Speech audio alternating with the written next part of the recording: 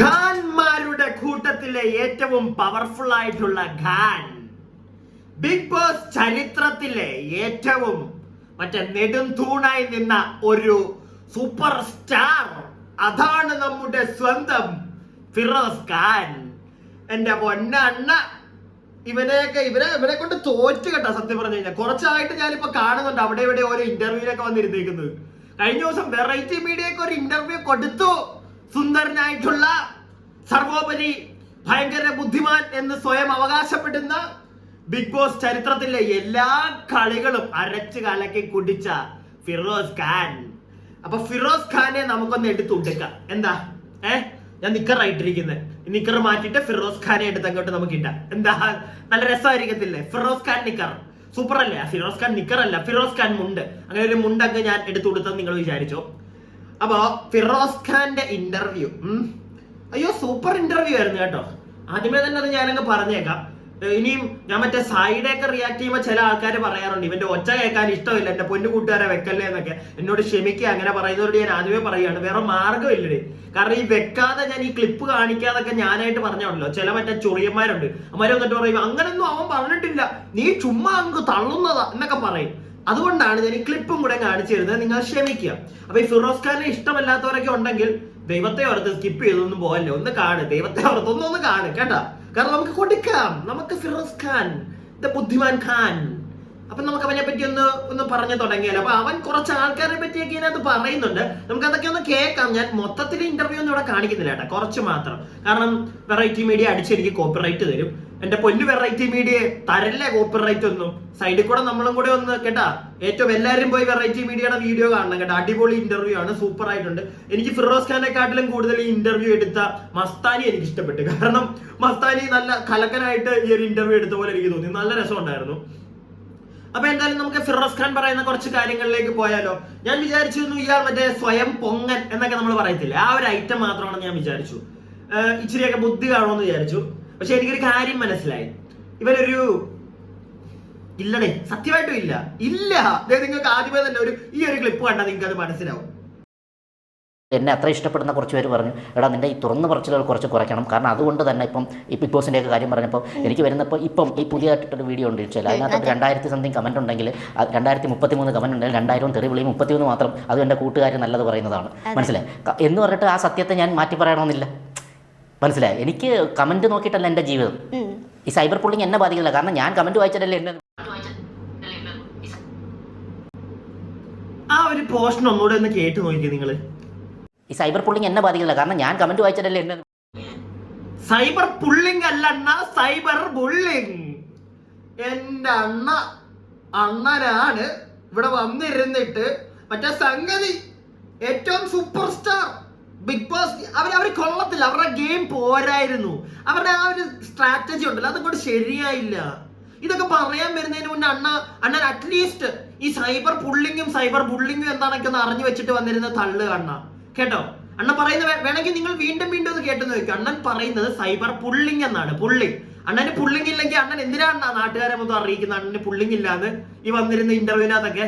Cyber bullying അങ്ങനെ പറയാൻ പഠിക്കൂ അണ്ണ കേട്ടോ. അണ്ണ ഈ ചുമ്മാ വന്നിരുന്ന് അടിക്കാൻ നിക്കല്ലേ. അണ്ണന് കമന്റ് വരുന്നൊന്നും അണ്ണൻ നോക്കണ്ട, അത് അണ്ണന്റെ ഇഷ്ടം. പക്ഷെ സൈബർ പുള്ളിങ്ങും ഒക്കെ ഒന്ന് നോക്കി കണ്ട് പറയണം അണ്ണ, അത് മോശമാണ്. നമുക്ക് ബാക്കി കാണാം. ഈ ജിൻഡോ ഇഷ്ടം തോന്നുന്നത് ജിൻഡോയോടായിരുന്നു. പക്ഷെ ആ പുള്ളി ഒരു ഗെയിമറല്ല. ഒരു ഗെയിമർക്ക് വേണ്ട ചില സംഭവമുണ്ട്. ബിഗ് ബോസ് എന്ന പ്ലാറ്റ്ഫോമിൽ ഒരു ഗെയിമറിന് വേണ്ട ചില സാധനങ്ങളുണ്ട്. അവിടെ അവരെ തമ്മിൽ ഭേദം നമ്മുടെ ജാസ്മിനായിരുന്നു. കാരണം ജാസ്മിൻ്റെ ഏറ്റവും നെഗറ്റീവായിട്ടുള്ള വശങ്ങളെയാണ് ഇവർ പോർട്രേറ്റ് ചെയ്ത് കാണിച്ചു. ഒരാൾക്ക് പോസിറ്റീവുമുണ്ട് നെഗറ്റീവുമുണ്ട്, അതെങ്ങനെ വേണമെങ്കിലൊക്കെ നമുക്ക് കാണിക്കാൻ പറ്റും. അദ്ദേഹം ചെയ്തതെല്ലാം ഒന്നും ഈ നെഗറ്റീവ് മാത്രമാണെന്ന് തോന്നുന്നുണ്ടോ? ഒരിക്കലുമല്ല. ഒരു മനുഷ്യൻ നെഗറ്റീവ് പോസിറ്റീവ് ഒക്കെ ചെയ്യും. അവർ പക്ഷേ നെഗറ്റീവിനെ മാത്രം എടുത്തിട്ട് ഇപ്പം ഹൈജീനിക്ക് പോലെയുള്ള കുളിക്കുന്നില്ല, അല്ലെങ്കിൽ ചായൽ തുമ്മിടുന്ന, ഇതൊക്കെയാണ് അവർ അതൊരു അവരെ സംബന്ധിച്ച് ഒരു ലേഡി കൂടിയാണ്. അവർക്ക് ഭയങ്കരമായിട്ട് അത് ബാധിക്കും എന്തായാലും. മനസ്സിലായി? അവരെ ഒന്നുമില്ല, അവരെ റിലേറ്റീവ്സ് അവരുടെ പേരൻസിനെയൊക്കെ ബാധിക്കുന്ന സാധനമാണ്. അണ്ണ അപ്പൊ ആ പെങ്കൊച്ചൊന്ന് ഓർക്കണമായിരുന്നു. അവിടെ കിടന്ന് ഈ കുന്തളിപ്പൊക്കെ കാണിക്കുന്നതിന് മുമ്പ് കൊച്ചിന്റെ വീട്ടുകാർക്കും കൊച്ചിന്റെ നാട്ടുകാർക്കും കൊച്ചിനെ അറിയാവുന്ന എല്ലാവർക്കും നാണക്കേടാണ് ഈ കൊച്ചകത്ത് കിടന്ന് കുറെ കാട്ടായങ്ങളൊക്കെ കാണിച്ചാലെന്ന് കൊച്ചാലോചിക്കണമായിരുന്നു ആദ്യമേ. മനസ്സിലായില്ലേ? അല്ല ഓരോ തോന്നിവാസം കാണിച്ചിട്ട് പിന്നെ നാട്ടുകാരതിനെ കുറ്റം പറഞ്ഞതില് തെറ്റു പറഞ്ഞിട്ട് കാര്യമില്ലെണ്ണ. പിന്നെ അണ്ണൻ പറഞ്ഞത് മറ്റേ ജിൻഡോ എനിക്ക് തോന്നി എങ്ങനെയാണെന്നറിയാം അണ്ണ, മറ്റേ സുഖിപ്പിക്കും അണ്ണൻ, അങ്ങ് കൊപ്പങ്ങ് മണ്ടക്കെടുത്ത് വെക്കും അണ്ണൻ, എന്നിട്ട് തിരിച്ചു കിടത്തി കുണ്ടിക്കടിക്കും. ഇതാണ് അണ്ണൻ കാണിക്കുന്ന പരിപാടി അല്ലേ അണ്ണ? ജിൻഡോ എനിക്ക് ഭയങ്കര ജിൻഡോ പക്ഷെ ജിൻഡോടെ മറ്റേ അണ്ണാ നമ്മള് പറയണ അത് കുറച്ച് മാന്യമായിട്ട് അങ്ങ് പറഞ്ഞാൽ മതി അണ്ണൻ. അതിന് മറ്റേ ചിരിപ്പിച്ചങ്ങ് അവൻ ഭയങ്കര സുന്ദരം, അവനെ അടിപൊളി, പക്ഷെ ഉണ്ടല്ലോ അവന് അതല്ല, മാന്യമായിട്ട് അങ്ങ് പറഞ്ഞാൽ മതി. ജിൻഡോടെ ഗെയിം ഒന്നും ഇല്ലടാ, പക്ഷെ അവനെ എനിക്ക് ഇഷ്ടം, അവന്റെ പേഴ്സണൽ ക്യാരക്ടറൊക്കെ കൊള്ളാം, ഇത്ര ഉള്ളണ്ണ. ഇങ്ങനെ അങ്ങ് പറഞ്ഞു പോയാൽ മതി അണ്ണ. ഞാൻ എന്തുകൊണ്ട് ഇത് കാണിച്ചതെന്നറിയോ? വേറെ ഒന്നും കൊണ്ടല്ല, നിങ്ങൾ എന്നെ കാണുന്ന ആൾക്കാരോടാ. ഇതൊരു 2-3 സ്ഥലത്ത് ഈ ഒരു ഇന്റർവ്യൂ ചെയ്യാൻ ഈ ഒരു സാധനം ഇരുന്ന് തള്ളുന്നുണ്ട്. ജിൻഡോ മറ്റേ മുത്ത് സുന്ദരൻ അടിപൊളി തുപ്പല്. അപ്പൊ അത് മറ്റേ സുന്ദരൻ സൂപ്പറൻ അടിപൊളി, പക്ഷെ അവൻ ആ ഒരു സാധനം അവന്റെ കൊള്ളത്തില്ലായിരുന്നു കേട്ടോ. അവൻ മറ്റേ അതുപോലെ ഒരു സ്ഥലത്ത് അവൻ ഇവ പറയുന്നത് കേട്ടോ, ഞാനത് വെച്ചിട്ടുണ്ടോന്ന് അറിയത്തില്ല. അതായത് ജിൻഡോ എന്താണ് കൊടുത്തത് ജനങ്ങൾക്ക്? മസ്താനിയിലും ചോദിക്കുന്നുണ്ട്, ജിൻഡോ നല്ല കുറെ കാര്യങ്ങളൊക്കെ നമ്മൾ കണ്ടില്ല എന്നൊക്കെ ചോദിക്കുമ്പോഴത്തേക്ക് എന്താണ് അവൻ കാണിച്ചത്? അവൻ സ്ത്രീകളെ തെറി പറഞ്ഞതാണോ? അതാണോ നല്ല കാര്യം എന്നൊക്കെ ചോദിക്കുന്നുണ്ട്. അണ്ണാ തെറി പറഞ്ഞില്ല എന്ന് ഞാനിവിടെ പറയുന്നില്ല, പക്ഷെ തെറി പറഞ്ഞ മനുഷ്യൻ പോകെ ആ പരിപാടി അങ്ങ് നിർത്തുന്നത് നമ്മൾ കണ്ടു അണ്ണ. അതുകൊണ്ടാണ് ജനങ്ങൾക്ക് ആ വ്യക്തിയെ ഇഷ്ടപ്പെട്ടത്. ഓക്കെ, അപ്പൊ വന്നിരുന്ന് തള്ളുന്നതിന് മുന്നേ അതും കൂടെ ഒന്ന് മനസ്സിലാക്കണം. അതുപോലെ തന്നെ വേറെ ആർക്കും ഇവിടെ ഈ ഒരു സീസണിൽ കൊടുക്കാനില്ല കപ്പ്. വേറെ ആര് എന്ത് കാണിച്ചെന്നാണ് അണ്ണൻ പറയുന്നത്? അണ്ണൻ ഇതിനകത്ത് പറയുന്നുണ്ട് ജാസ്മിനെ വെച്ച് അവര് കാശുണ്ടാക്കി. ഇപ്പൊ ഈ ഒരു ഇതിനകത്ത് ഉണ്ടായിരുന്നു തോന്നല്ലേ, ജാസ്മിനെ വെച്ച് ഉണ്ടാക്കി, അല്ലാതെ വേറെ എന്ത് ചെയ്യാനാ? വേറെ അവിടെ കാശുണ്ടാക്കാനുള്ള മുതലൊന്നും ആരും ഇല്ലായിരുന്നു. മനസ്സിലായില്ലേ? കാശുണ്ടാക്കാൻ പറ്റിയ മുതൽ ഈ മുതലാന്ന് അവർക്ക് മനസ്സിലായി. ഈ മുതലിന്റെ കുന്തളിപ്പെല്ലാം കൂടെ എടുത്ത് പുറത്തേക്ക് തട്ടിക്കഴിഞ്ഞാൽ നാട്ടുകാരെ മറ്റേ തെറി പറഞ്ഞ് TRP കയറ്റും. ഇത് നാട്ടുകാർക്ക് അറിയാം, ബിഗ് ബോസുകാർക്ക് അറിയാം, അവരത് ചെയ്തു. അവർക്ക് അത്രേ ഉള്ളൂ, അവർക്ക് അറ്റ്ലാസ്റ്റ് കച്ചവടമാണ് അണ്ണ. ഇത് പൊട്ടന്മാരല്ല ജനങ്ങള്, ഞങ്ങൾക്ക് അറിയാം അത് കേട്ടോ അണ്ണ. അണ്ണൻ വന്ന് ഞങ്ങൾക്ക് അത് പറഞ്ഞ് മനസ്സിലാക്കി തരേണ്ട കാര്യമൊന്നും ഇല്ല.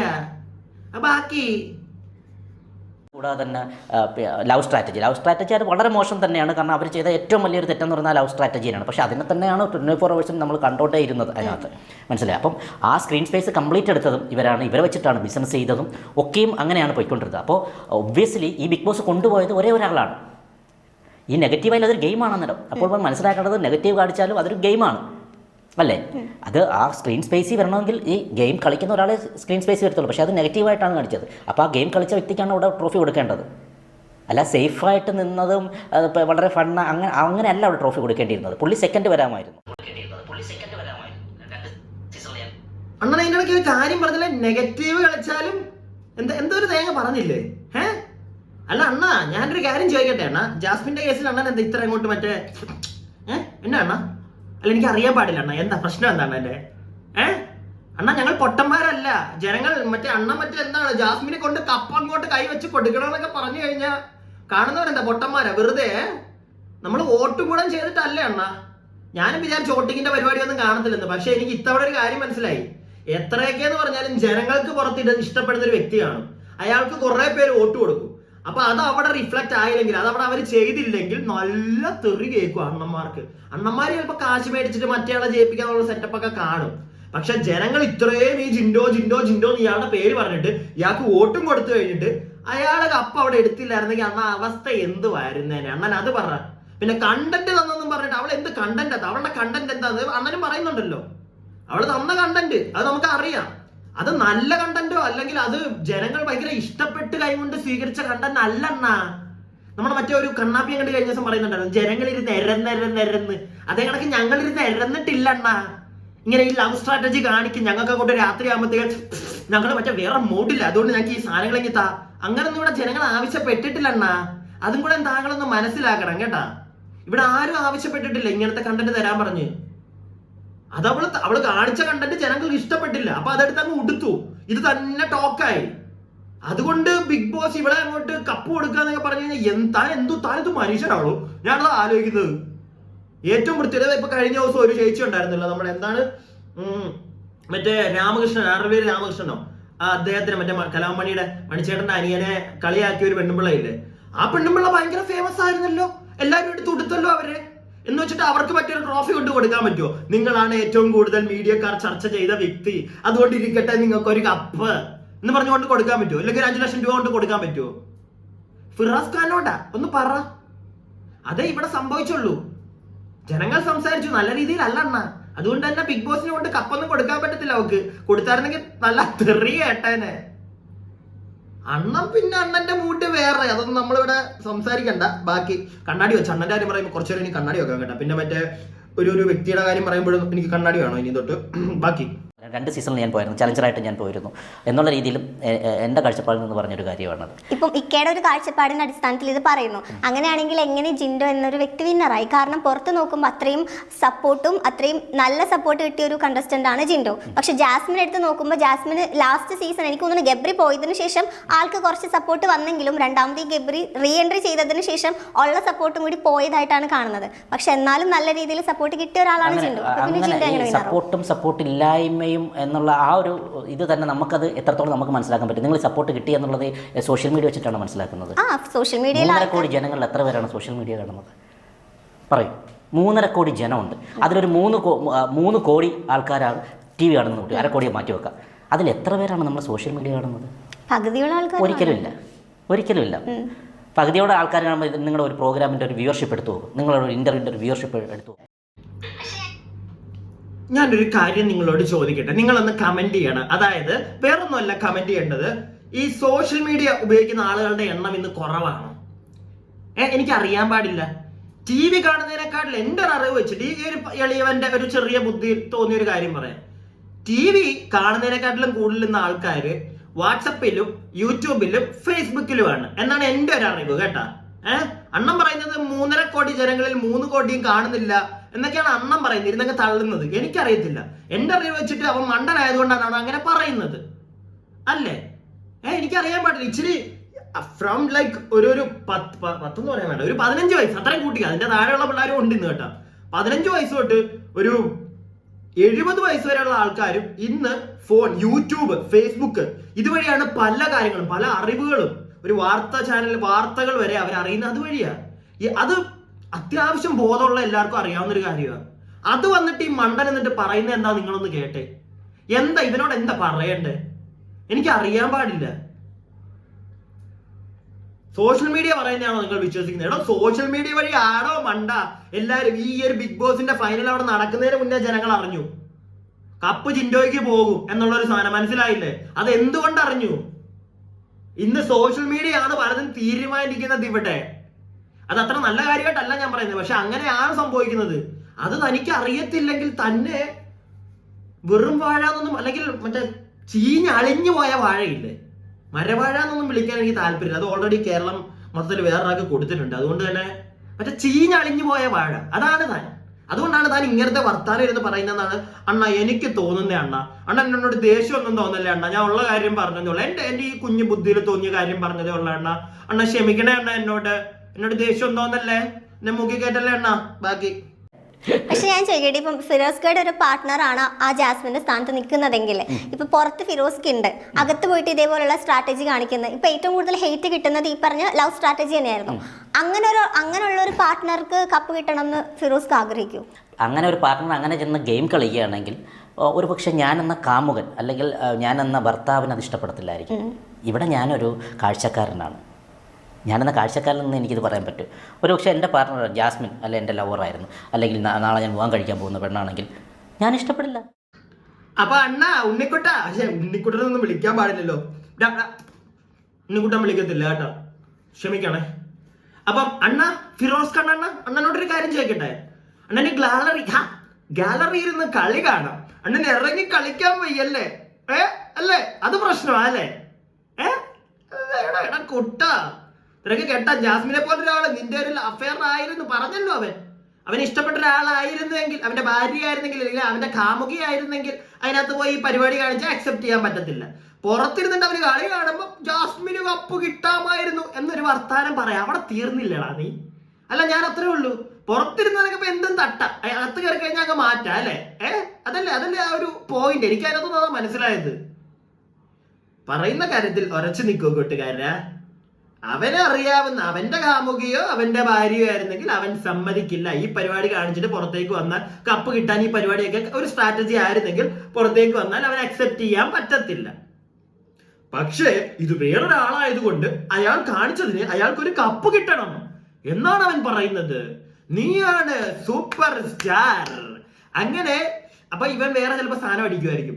അതിപ്പം ഇവന്റെ ഭാര്യ കാമുകയായിരുന്നെങ്കിൽ തിരിച്ചു വരുമ്പോൾ ഞാൻ അക്സെപ്റ്റ് ചെയ്തില്ല, പക്ഷെ അവർക്ക് കപ്പ് കിട്ടണമായിരുന്നു എന്നൊരു സാധനം വേണമെങ്കിൽ അവൻ പറയും.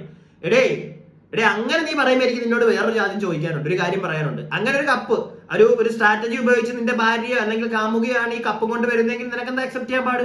നിനക്ക് അറിയാലോ അത് സ്ട്രാറ്റജി ആണെന്ന്. അപ്പൊ അതങ്ങ് അക്സെപ്റ്റ് ചെയ്യണം. അപ്പൊ നിനക്ക് അക്സെപ്റ്റ് ചെയ്യാൻ പറ്റത്തില്ല എന്ന് നീ അങ്ങ് പറഞ്ഞു.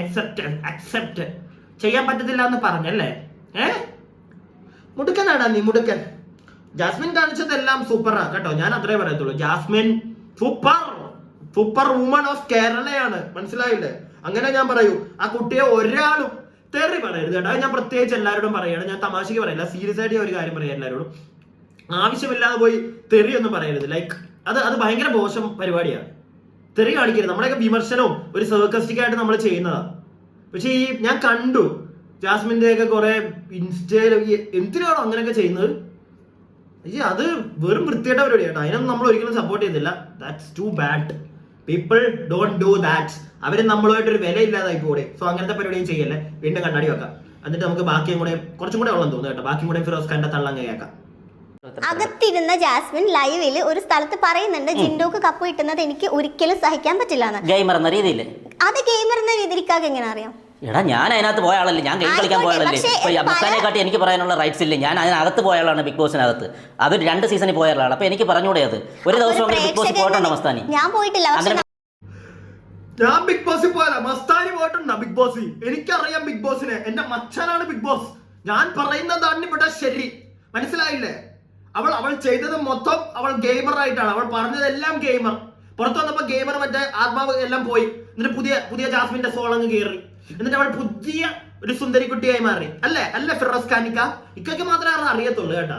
അവൾ എന്താ ചെയ്തത്, അവൾ ഗെയിമർ ആയിരുന്നോ അല്ലയോ, ഇതെല്ലാം ഇക്കൊക്കെയാണ് അറിയാവുന്നത്. കാരണം ഇക്ക മുന്നേ പോയിട്ടുണ്ട്. ഇക്ക 2-3 വർഷം പോയിട്ടുണ്ട്. ഇക്കൊക്കെ എല്ലാം അറിയാം അവിടുത്തെ പരിപാടികള്. അവിടുത്തെ സെപ്റ്റി ടാങ്ക് എവിടെ ഇരിക്കുന്നെന്ന് അറിയോ ഇക്ക? എനിക്ക് അറിയാൻ പാടില്ല ഇക്ക. അറിയാവോ ഇക്ക? എടോ തന്നോടൊക്കെ എന്തോ പറയാനോ? തന്നോട് എന്ത് പറയാനാ തന്നോട്? അവളുടെ ഗെയിമാണോ അല്ലയോ എന്ന് അവള് പോലും ഇതിനായിട്ടും പറഞ്ഞിട്ടില്ല. അവൾ അതിനകത്ത് തന്നെ അവള് പറയുന്നുണ്ട് മറ്റേ പ്രേമം പിടിച്ചു വെക്കാനും പ്രേമം അഴിച്ചു വിടാനും ഇങ്ങനത്തെ കുറെ സാധനങ്ങളൊക്കെ. അവക്ക് തന്നെ ഒരു കൺഫേമിറ്റി ഒരു കാര്യം അവളുടെ ആ ഒരു കാര്യത്തിൽ അവക്കില്ല. അവള് ജിൻഡോട് ഇത് പറഞ്ഞത് ഗെയിമർ ആയിട്ടാണോ അല്ലയോ എന്നൊക്കെ അവളോട് ചോദിച്ചാൽ അവള് വാ വിളിക്കും. പക്ഷെ ഇയാൾക്കറിയാം അത് ഗെയിമറാണ് അത് ചെയ്തത്. നാളെ ജാസ്മിൻ വന്നിട്ട് അത് ഗെയിം അല്ലായിരുന്നു, ഞാൻ എന്റെ മനസ്സിൽ ഉള്ള കാര്യം ഞാൻ പറഞ്ഞതാ എന്ന് അവള് പറഞ്ഞായിരുന്നെങ്കിൽ ഇയാൾ എന്ത് പറയും? അപ്പൊ ഇയാൾ ഈ പറഞ്ഞ ഇയാൾക്ക് മാറ്റി പറയുമോ? ഫിറോസിക്ക വല്ലവരും കാണിച്ചതിനെ ഒന്നും പോയി അതങ്ങനെയാണ് എനിക്കറിയാം. എന്നെ കൊടിമേണ്ണ ഇത് കഴുത്തെ കൂടെ ഒക്കെ വലിയ മാലയൊക്കെ ഇട്ട് തൊടലാണ് അണ്ണ. അത് എനിക്ക് അറിയാൻ പാടില്ല, വീട്ടുകാർ ഇട്ട് വിട്ടതാണ്. എന്റെ പൊന്നു കൂട്ടുകാരാ, നമിച്ചു കേട്ടാ, താനാണ് ദ സൂപ്പർ ഹീറോ. അപ്പൊ വീഡിയോ ഞാൻ പറഞ്ഞതൊക്കെ എല്ലാവർക്കും ഇഷ്ടപ്പെട്ടിട്ടുണ്ടെങ്കിൽ അല്ലെങ്കിൽ ഞാൻ പറഞ്ഞതിനകത്ത് തെറ്റുകളുണ്ടെങ്കിൽ കമന്റ് ബോക്സിൽ ഇടുക. ഞാൻ പറഞ്ഞത് ശരിയാണെങ്കിൽ അതും ഇടുക. അതുപോലെ തന്നെ വീഡിയോ ഇഷ്ടപ്പെട്ടിട്ടുണ്ടെങ്കിൽ അത് ലൈക്ക് ഒക്കെ അങ്ങോട്ട് ചെയ്യുക. അതുപോലെ തന്നെ ഈ സബ്സ്ക്രൈബ് ചെയ്യാതെ കാണുന്നവരുണ്ടെങ്കിലുണ്ടല്ലോ ഒന്ന് സബ്സ്ക്രൈബ് ഒക്കെ അങ്ങോട്ട് ചെയ്യുക. ഇനിയും വേറൊരു കുഞ്ഞു കാര്യം കൂടെ പറഞ്ഞോട്ടെ. ഞാൻ സംഗതി വേറൊന്നുമല്ല, നമ്മൾ ഇടയ്ക്ക് ഡെയിലി ഇനി ഒരു 12 ഉച്ചയ്ക്ക് ഒരു 12:30 ഞാൻ പഴയ ബിഗ് ബോസ് സീസൺസും ഈ ഒരു സീസൺസുമായിട്ടുള്ള ഒരു മറ്റേ ടൈപ്പ് എന്താണ് കമ്പാരിസൺ പരിപാടി ചെയ്യുന്നുണ്ട്. അപ്പം അത് എപ്പിസോഡ് ബൈ എപ്പിസോഡ് ചെയ്യണമെന്നൊക്കെ ചില ആൾക്കാരോട് പറയുന്നത്. അങ്ങനെ ചെയ്യണോ? കാരണം നിങ്ങൾ ഒന്നാമത് ഓൾറെഡി കണ്ടതാണ്. പിന്നെ റിവ്യൂസ് കഴിഞ്ഞ വർഷം ഓൾറെഡി ആൾക്കാർ ചെയ്തതോ. അപ്പൊ പിന്നെ വീണ്ടും ഞാനത് ചെയ്ത് കഴിഞ്ഞാൽ ബോർ ആവത്തില്ല, എല്ലാവർക്കും ഇഷ്ടപ്പെടും അത്.